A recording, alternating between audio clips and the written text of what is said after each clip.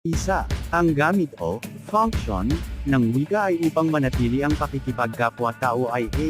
Interactional B. Instrumental C. Representational D. Personal.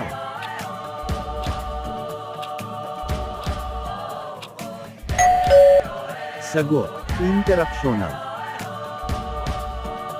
Dalawa, ang tawag sa pinakamaliit na unit ng isang salita na nagtataglay ng kahulugan ay A. Pantig B. Katinig C. Morpheme D. Phonema.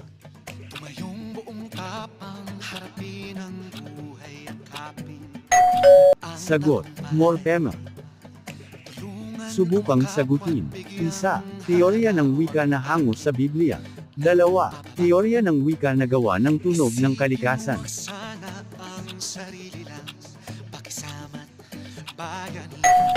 Sagot, teorya ng Tore ng Babel. Teorya ng Bow Wow.